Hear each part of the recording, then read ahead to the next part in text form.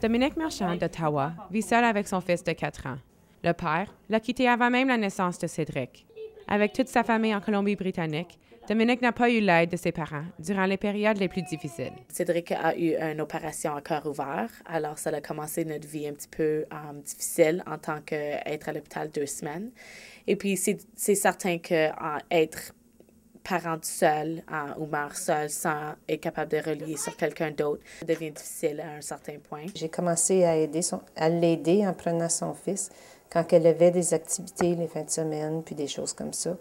Puis même aujourd'hui, quand elle a des rencontres après le travail, je vais l'aider à aller chercher Cédric à la garderie. OK, dépêchez-vous, il faut partir! Vite! Les familles monoparentales sont de plus en plus nombreuses en Ontario. De 2005 à 2009, la proportion d'enfants vivant avec un seul de leurs parents a plus que doublé, passant de 6 à 15,8 %. Et les familles séparées ou en voie de séparation subissent une baisse importante de leur niveau de vie.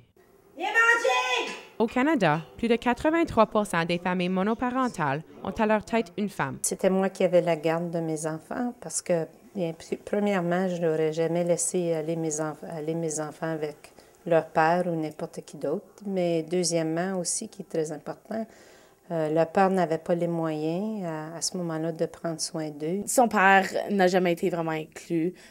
J'ai su que j'étais enceinte de Cédric à 2 semaines et son père a fait une décision qu'il ne pouvait pas avoir un enfant à ce temps-là.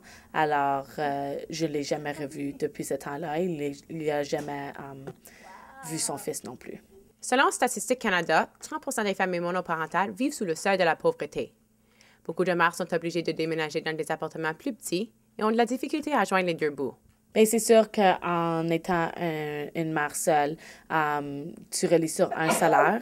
Il y a des bons bénéfices en tant qu'être subventionné pour la garderie et tu reçois les mêmes chèques du gouvernement que n'importe qui d'autre, mais il faut quand même que tu te relis sur un salaire. J'ai déménagé dans une place où que maintenant on a seulement 2 chambres à coucher.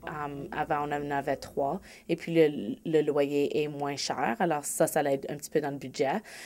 C'est aussi plus proche de l'école à mon fils. Alors, ça l'a juste aidé à faciliter les choses durant la semaine un petit peu. La routine est très occupée durant la semaine. Durant les fins de semaine, on passe plus de temps en qualité. Mais durant la semaine, c'est vraiment, on se lève, on dîne, on mange, on s'en va.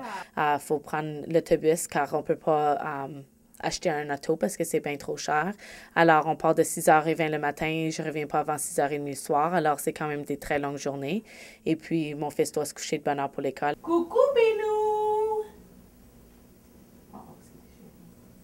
D'abord, la tête et les oreilles. Le cou? Yo, le cou. Même si la petite famille n'est pas très riche, ça va très bien pour le jeune Cédric. Ses éducatrices en maternelle ont annoncé à Dominique que Cédric n'aura pas besoin d'aller au jardin et qu'il pourra commencer en première année dès l'an prochain. Je l'aime beaucoup. Est-ce qu'elle t'aide? Elle m'aide beaucoup et je l'aime beaucoup. Je t'aime comme la laine des étoiles. Moi, je t'aime comme un gros hippopotame. Moi, je t'aime plus gros que le ciel. Tous les défis auxquels doit faire face Dominique, elle fait la preuve que les mères seules peuvent diriger encore des familles fonctionnelles et assurer le bonheur et le succès de leurs enfants. Cédric était imprévu, mais c'était une très belle surprise dans ma vie. Et puis, Cédric, c'est la meilleure chose qui m'est jamais arrivée. Alors, non, je regrette rien du tout. Alexandra Davis, La Cité collégiale, Ottawa.